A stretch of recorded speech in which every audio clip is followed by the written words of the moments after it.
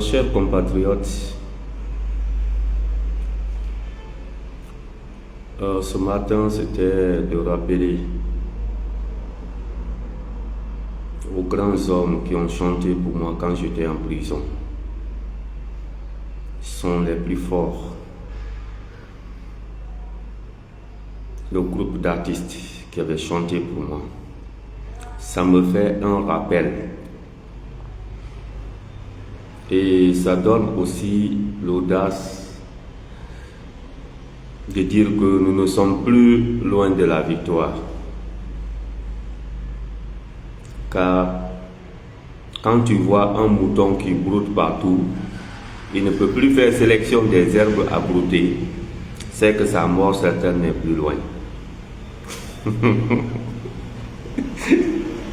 Donc,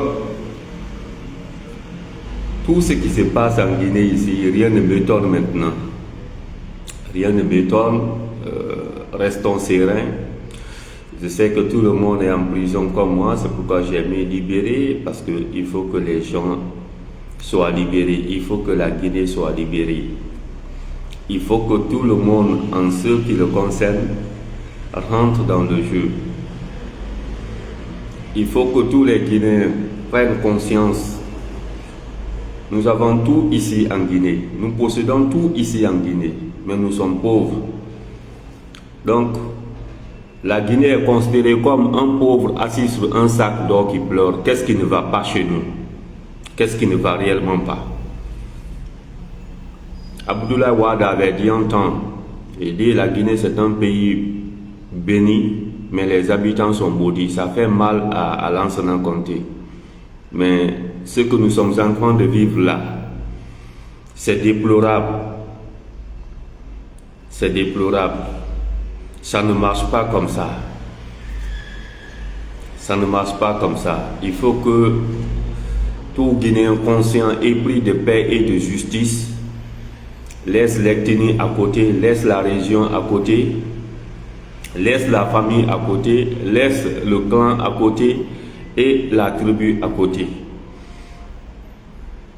Certes, Dieu nous a tout donné, mais nous avons eu toujours des dirigeants qui s'occupent de leur ventre plus que l'intérêt du peuple.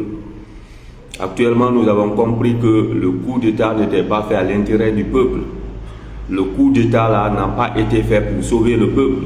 Le peuple n'a aucun bénéfice dans ce coup d'État. Et le peuple sera le seul victime dans cette histoire. Alors, le peuple doit prendre son destin en main. Il faut que ce soit clair, que l'on comprenne. Si on ne comprend pas, nous allons tous souffrir ici. C'est ce que j'avais dit, collectif souffrons ensemble. Parce que tous ceux qui sont en train de descendre, personne ne dit crise de liquidité, tu es pour Doumbouya, tu souffres, tu n'es pas pour Doumbouya, tu souffres. Les malaises qui surviennent, les familles qui sont en train de tuer un à un, il y a d'autres qui sont plus victimes. Si nous sommes arrivés, on a enlevé mon Fassori. Les gens ont dit non, c'était un féticheur. Ok. On a enlevé Foni Kemende, c'était des activistes. Nous sommes là. On a enlevé Maître Traoré, c'est un avocat, non, il ne se respecte pas, tout ce qu'il a fait, c'est comme ça. Ok. Abdoulaye Sako, oh non, tu sais, c'est des gens qui... c'est des activistes politiques, c'est comme ça, ok. On a enlevé les enfants, non, c'est les enfants de Di Kamano, ok. Les vieilles femmes, oh non, c'est Tibou Kamara critiqué, ok. Maintenant, c'est les directeurs d'école qui sont en train d'être enlevés comme ça. Les directeurs d'école. Les directeurs d'école. Comment une école qui a des principes clairs, qui a un règlement et des statuts régis par l'État, juste parce que tu es mal coiffé ou bien tu n'es pas coiffé, on te dit va te coiffer, ça mérite que le directeur aille. Le directeur est intimidé, je n'ai pas besoin de suivre ses intimidations, ses paroles. Nous disons au peuple de Guinée, un pays où on tue Sadiba, Koulibaly, en général, ce n'est pas un pays où il y a la sécurité. Un pays où on enlève, on kidnappe Célestin, un colonel, porté disparu, déclaré mort. Jusqu'à présent, pas de coordonnées. Est-il mort, n'est-il pas mort? Ce n'est pas un pays en sécurité. Un pays où les gens qui sont jugés devant l'opinion nationale et internationale sont enlevés dans leur cellules, torturés, abattus à froid, comme Coplan, comme Toumba. C'est un pays où il n'y a pas de sécurité. C'est un pays où il n'y a pas de sécurité. Donc, tous les Guinéens, aujourd'hui, je vous dis, tu appelles quelqu'un, si c'est moi au niveau qui appelle direct seulement. Il te dit non, il ne peut même pas parler, il te coupe le téléphone. On est où là? Déposer les téléphones, on se retourne à l'Antiquité parce que nous sommes dans une jungle. J'avais déjà dit, j'ai dit qu'une junte despote qui ne respecte pas des engagements du 5 septembre doit partir. Un putschiste qui se fait entourer par des patrons, des conformistes, des gens qui ne peuvent pas lui dire la vérité, c'est une junte qui doit partir.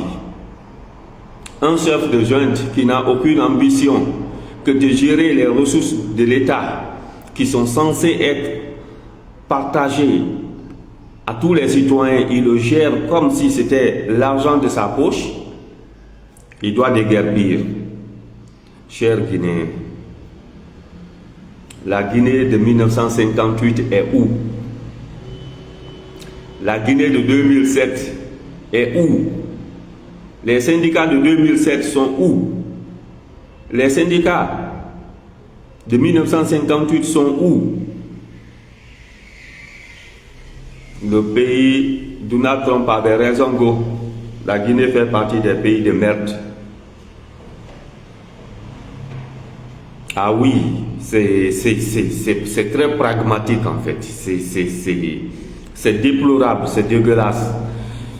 Une nation qui est considérée comme une nation combattrice, qui a eu son indépendance, qui a sa monnaie, est recolonisée de la même façon là.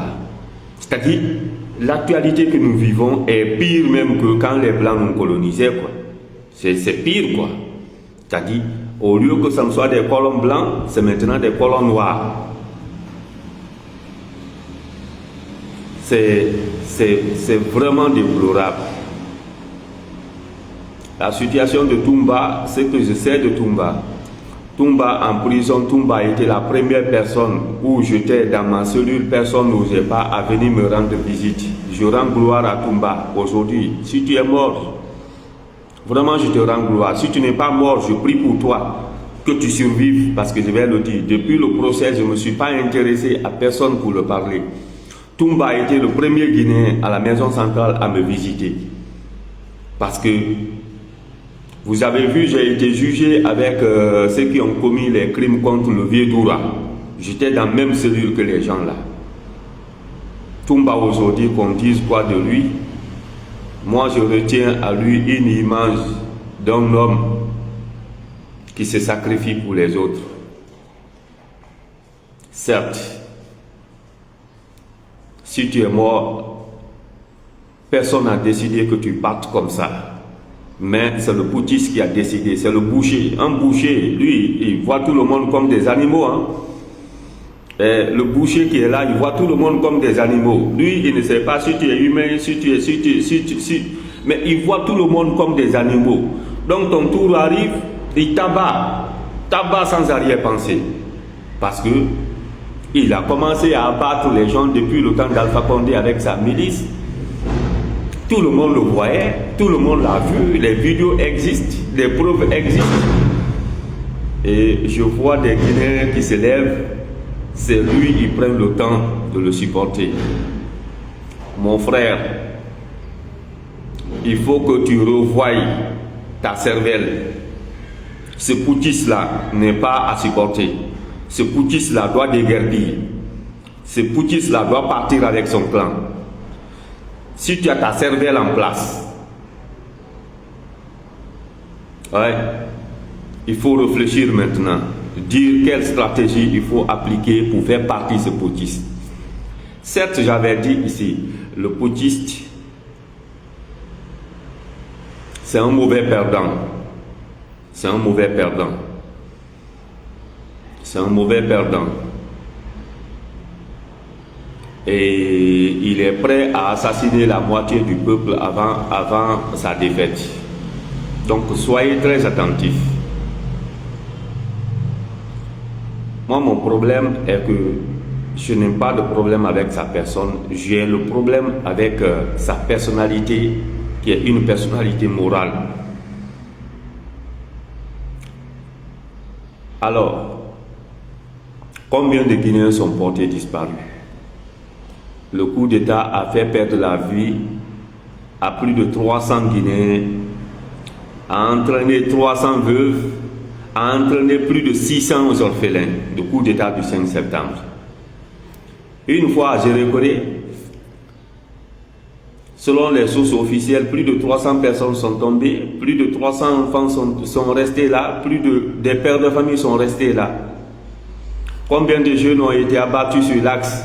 Dans tout ça, tu croises les bras, tu dis oui, c'est pas ma famille. Vous savez, l'injustice, il faut la combattre sur toutes les formes. Parce que si ça arrive à ton prochain, tu croises les bras, tu dis non, ça ne m'est pas arrivé. Le jour que ton tour arrive, personne ne va lever la main, le petit doigt pour te sauver. Ça nous est arrivé, certes. Vous n'avez rien dit. Mais ce n'est pas ça. L'objectif n'est pas ça.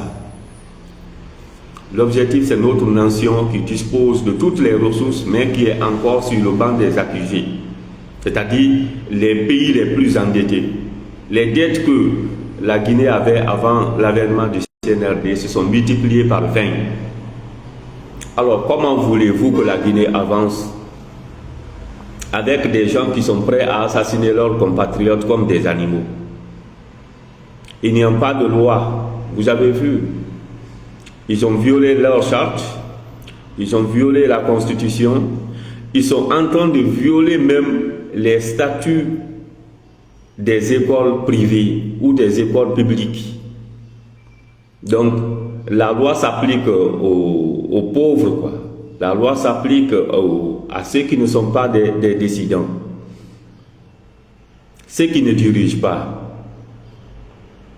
Mais c'est très grave pour le peuple de Guinée. C'est très très grave là où nous partons.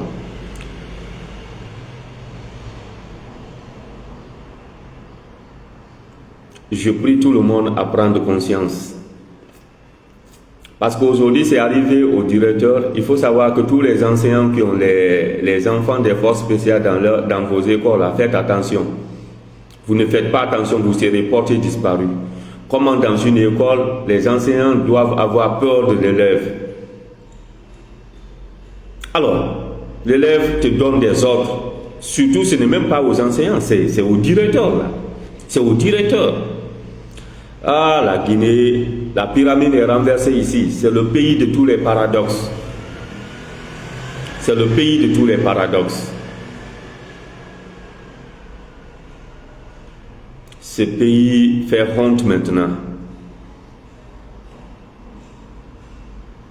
Nous devions la sauver. Chacun doit utiliser son énergie, son temps et tout ce qu'il faut pour sauver ce pays. Que chacun revienne sur des bonnes raisons, que chacun prenne le temps d'analyser que ce qui arrive en Guinée n'est pas normal. Personne ne le souhaite. Nous sommes désolés, mais il faut que l'État communique sur le sort de Toumba, parce que le ministre, j'avais dit, il devrait démissionner. Le ministre actuel doit démissionner. C'est vraiment dommage pour toi, quelqu'un que tu as jugé, tu as condamné, subit les violations graves des droits de l'homme. Premièrement, tu avais dit que tu étais à Kindia. On t'a écouté, hein, mais tout le monde savait que c'était faux. Tu étais au courant. Deuxièmement, là, tu n'es pas à Kindia, tu es à Conakry. Pourquoi pas une déclaration? C'est toi le ministre des Gardes des Sceaux et des droits de l'homme. Un prisonnier qui est enlevé, torturé à mort. On va où?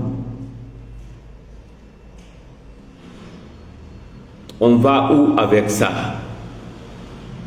C'est vraiment déplorable.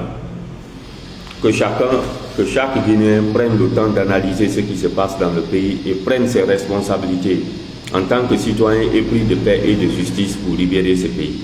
Merci.